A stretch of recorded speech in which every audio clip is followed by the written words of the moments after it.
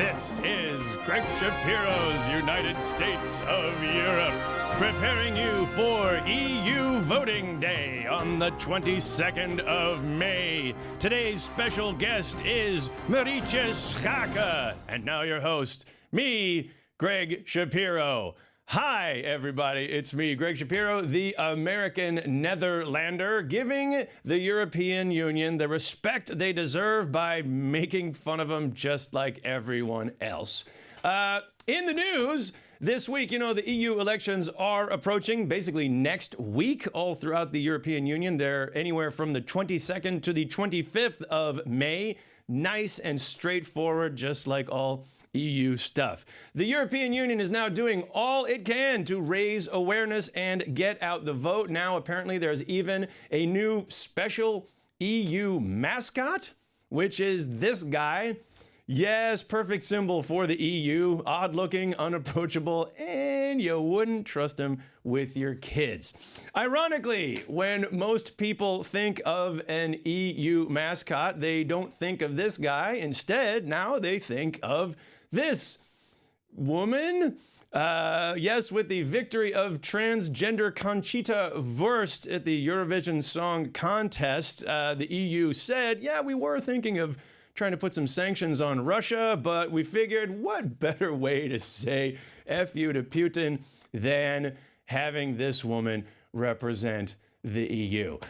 Well, our guest, we're going to skip more jokes and we'll get right to it this week. Here she is. You can see Marietje Schaake. I think I'm saying that right. We'll check in just a moment. But she is an actual member of the European Parliament, and she can shed some light on just what it's like to be in the European Parliament. We're getting the camera set up. Here she is. Hello. Hi, how are you? Hi, yes, good. So we actually have in the background now this huge slide of the European Parliament. So anyway, yeah. When did you get into Parliament? 5 years ago, in 2009, I was elected. I used to run my own business before. Okay. And I became a representative, and I've been doing that hard work with great pleasure for the past 5 years. Right. I'm way too loud, I realize now. So, but no, It's okay. We're good. I've just been curious, all right, we've got this background now of 750 seats. How many seats is it right now in the European Parliament? It's going to be 751 after the next election. Right. Okay, so that's actually, so we're downsizing. Yes, we're downsizing. Well, if you can look at the monitor and can you give us some idea where do you actually sit in that huge room? Well, this is our meeting room, our plenary meeting room, where the whole parliament can sit together in Brussels. In Brussels. And it has been under construction for a couple of years. It just reopened, and I'm in the center, in the back. And that's a really good position because it gives me a view of everyone else. Yeah. So I can see when people of the same party are voting differently, or when there's a little bit of a argument going on. So it's a pretty good seat to have. I would say, the heads of state always talk about how a government is like a tanker. You can't make big shifts all at once. But if the European Parliament is kind of like a big ship, you're kind of at the helm, I would say. Oh, yeah. A little, yeah. Of course. At the center in the back. Yes. No, that's good. Okay. Hold on. I get another. Do we have another slide coming up? Oh, it's you as a member of the European Parliament. Yeah, I know. Yeah, that's our new... Everybody get involved. You could be in Parliament, is stand in front of this sign. This is the building, right, in Brussels? That's right. Okay, that's the exterior of the European Parliament in Brussels. Not enough people know. It doesn't have a lot of, facade recognition. Maybe not, but we have visitors coming from all over the EU every day, including a lot from the Netherlands, anything from students to business organizations to debating clubs. And so everyone is certainly welcome to visit. It's, doors open and... But sometimes you're not there. Well, we're there usually during the week, and it's only a 2-hour train ride from Amsterdam. And so we're working on that, by the way. Yeah, and we also live stream meetings all the time. Yes. So if you cannot be there in person, you can see what we decide or debate on behalf of people. Where do you tune in for that, actually? Online? Or? Yes, it's on the European Parliament's website. Oh, yeah, I've been looking at those guys, and actually pretty well designed. But wait, there's another building as well. What's that one? That's... It's Strasbourg. also Brussels. Yeah. No, this is Brussels. That's Brussels? That's Strasbourg. That's Strasbourg. Great. Yeah. Okay. Which do you like better? Well, I prefer to meet in one place, and Brussels is, you know, where most of the civil society organizations are organized, and so it makes a lot more sense to be where the European Commission is, where the Council building is. So, how did that get started? With, I mean, it's like 3 weeks in Brussels and 1 week in Strasbourg. Is that something that we're going to try to phase out? Well, I would love to phase that out sooner rather than later, because it's a big waste of time, money, and energy. But there's basically systemic problem in the EU where the governments have a big say and also a veto in many cases. And so the French, of course, love welcoming so many visitors, you know, spending time in hotels, flying in, of course, dining in restaurants, it's great taking for the taxis. economy, It's good for the Strasbourg economy, which Strasbourg is a great town, but for tourism, more than for working. Okay, all right. So, I mean, if then you would get the whole, you can switch to the next slide. We'll move on. If you could switch everything to Strasbourg, do you promise to go visit? To Brussels. I know. To Brussels. Do you promise to go to Strasbourg just to give them your tourist? Well, why not? Or maybe we can have a European university or something else to bring people to France. But you know, this is a negotiation we should really start. Well, anyway, I'm sorry to start off on a rather arcane subject. I mean, I'm going to go to your website here, and it's a great website. Thank you. Yes, it's really. I'm shopping for a website at the moment, so this one is like easy to navigate. It gets you a good overview, and one of the things that you were talking about, tweeting about just recently, actually today, talking about the freedom of speech absolutely rules. And so it seems like you were part of this movement to, well, you can explain it better than I can, but it's nice that you were there at the creation, right, of these new guidelines? Guidelines, yeah. So when I came into the European Parliament, I noticed that especially when it comes to the role that new technologies play, there was a real vacuum in legislation, even though our fundamental rights like freedom of expression, access to information are very important also online. Yeah. And so I initiated a strategy for digital freedoms in the EU's foreign policy. So as a part of human rights policy or enlargement or development policies or trade. Yeah. And there's a whole list of recommendations that was now, this Monday, adopted by the foreign ministers of the EU member states. Right. And they have now committed to placing freedom of expression at the list of priorities for their diplomats. And I think that that is very, very important. And so it's like a requirement, basically, that they will use these guidelines. Yeah, it's is that how things work in general? Like this, I think of that as a kind of a top-down regulations that a lot of European citizens or countries kind of balk at. Yeah, we don't want Brussels telling us, or we don't want the European Parliament telling us how our foreign diplomats should behave. But it seems like this is... Well, a lot of people actually have long wish lists that they send to us. And particularly when it comes to the open internet and preserving people's digital freedoms or human rights. I have emails or tweets or messages every day of people who actually would like us to do more. And the fact of the matter is that the European Parliament cannot yet initiate laws. And so we depend on what the European Commission proposes, then we can alter it. Like we recently did with the telecoms package, which helps end roaming charges, which, as far as I'm concerned, lots of people are happy with. We'll pick up on that actually in just a moment, because that's a great example of a way that the EU affects us every day that maybe people don't think about. We'll be right back after this short message. I'm Nate from the What's Up Amsterdam TV show on Salto 1. Join us every Monday at 6 p.m. where we're going to talk to the city's best comedians, musicians, bloggers, restaurateurs, about all the great stuff that makes Amsterdam awesome. So join me, Nate Titer, every Monday night at 6 p.m. on Salto 1 for What's Up Amsterdam TV. What's Up Amsterdam? Anything good is right here.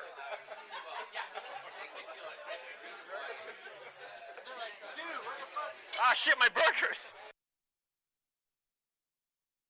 We are back and talking with Marietje Schaake from the EU and talking about the European Parliament. Of course, there are a lot of candidates, and I wanted to jump to those next. Right? Can we do that?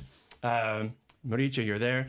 Marietje is like Marie, but like with a ch. That's a small, like a little Marie. Is there a big Marie? Well, it's a very traditional Dutch name, and I was named after my mother's mother, and so I'm proud of, a typical Dutch name, actually. Okay. Well, internationally, it's quite funny, but, if you put my name into a search engine, there's not many others. No, that is handy. Oh, that is because you're very big on Twitter. But here we go. We're looking at a lot of different candidates here. There are 7. I don't know, 6 candidates pictured here, I think. There are lots of coalitions in the EU Parliament. Where are the coalitions? Next slide, please. There we go. And that's what people actually seem to be voting for. But you're located in the yellow bit. That's right. The Alliance of, the ALDE. Alliance of Liberals and Democrats for Europe. Wait, it's not Aldi?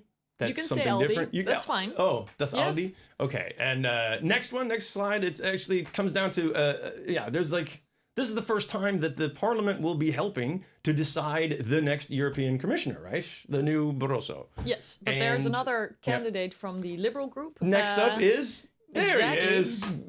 Not the most friendly photo.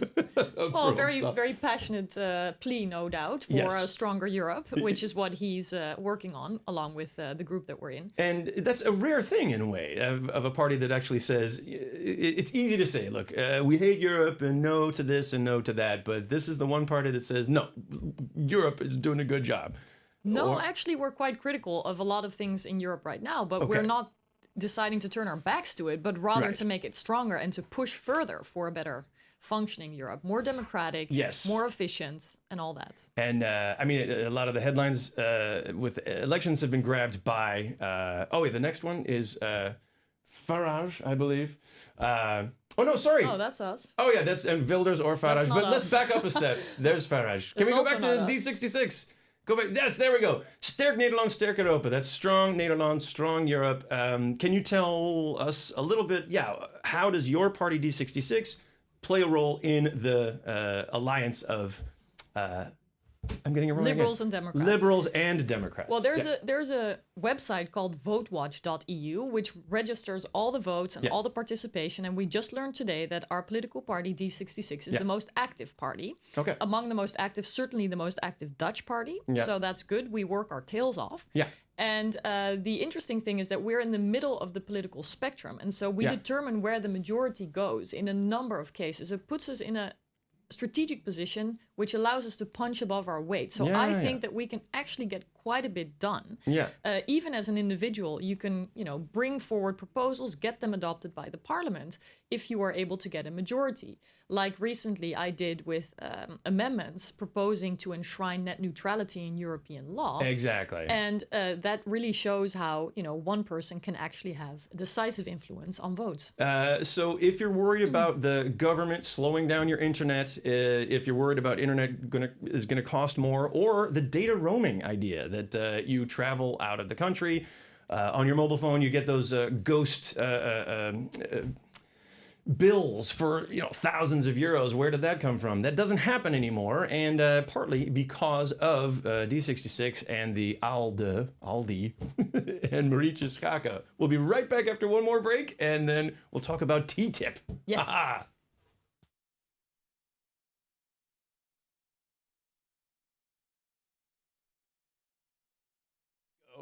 To our next topic. Let's see. I wanted to bring up an interesting slide here. If you do a Google search for TTIP, then you come up with an interesting, first of all, no. TTIP, the Transatlantic Trade and Investment Partnership. This is the first one that comes up. The second one that comes up is interesting, a very good thing. Comprehensive. This is more money every year. Every year is going each way. It's all good. This is, of course, sponsored by the British government. But everything after that on Google basically involves a giant squid encircling the globe and big corporate interests choking us all to death. Now, you've had a strong voice about TTIP as well, and that, it's not all bad, or what is your position? I'm critically following the negotiations, but we should realize that we are in a time of crisis where we have to find jobs for people, especially young people. And if we can take unnecessary barriers out of trade and investments that are already crossing the Atlantic for billions of euros on a daily basis, then we can actually create jobs and economic growth. And ideally, I mean, you can still be a strong voice for regulation, like we're seeing with net neutrality or with data roaming with the telecoms. Yeah. We have quite strong standards in Europe when it comes to the environment, when it comes to food security, the safety of food. Yeah, of course. Food chain, and labor standards, et cetera, et cetera. And we're proud of that in Europe, so we're not going to trade that away. It's not just about deregulation, it's about more efficiency. Sometimes where possible, like when it comes to the safety of cars, we can think about mutual recognition of different measures of safety, but still recognizing that we feel safe stepping into an American car or feeling safe stepping into a European-made car. And that could make business a whole lot easier. I guess so. I was just having a chat with a Dutch lawyer in New York talking about how class action suits in America, you say what you want about the American system, but if General Motors, for example, an American car maker, has a big recall, then you can file for disclosure. You can start a class action lawsuit. That's not so easy in the Netherlands, at least. But I mean, is that something on the table? Well, our legal systems will not change. It's more about the procedures and the standards that are involved with trade. It's a very technical, not very sexy story. Yes. At the same time, it's businesses, including small and medium-sized enterprises, that create jobs in Europe. And so if we can make the procedures of trade more efficient, and I'm not talking about compromising on standards or deregulating, but making it more efficient and more easy. I mean, it's going to happen anyway, in a way. So the trade is already happening. And some people are against free trade. Well, I'm not one of those people. I'm critically following this transatlantic trade and investment partnership with the goal of creating jobs without government investment, which is really necessary these days. And where we also seek to solve some imbalances in our relation. For example, if you look at public procurement in the US, the market is pretty closed for European businesses. Why wouldn't Dutch or French companies be allowed to bid to build a bridge in an American state, for example? On behalf of the Americans, no one is building bridges in America. So, well, maybe that's something that might be part of the work problem. on. But we're running short on time. I just want to re-emphasize this idea that your position is pretty unique within that whole big parliament, where you've got one big side on the right, one big side on the left, and a lot of others in between, but you're right there in the middle. And we're the kingmakers, as the Americans say, and it really shows that one man or woman can make a difference, and so can viewers at home by voting May 22nd in the European elections. Any last thoughts for everybody? First of all, yes, please do vote on the 22nd of May in the Netherlands, and anything else? Well, of course, my party, D66, stands for a strong Europe in the world where it's needed. And so I hope that people will not be too afraid to step into all the stories that we hear in the media, but really critically assess programs and look to what the future needs, what the young generation needs today. Thank you. That was Marietje Schaake, and we'll see you next week for the United States of Europe. See the links below for more.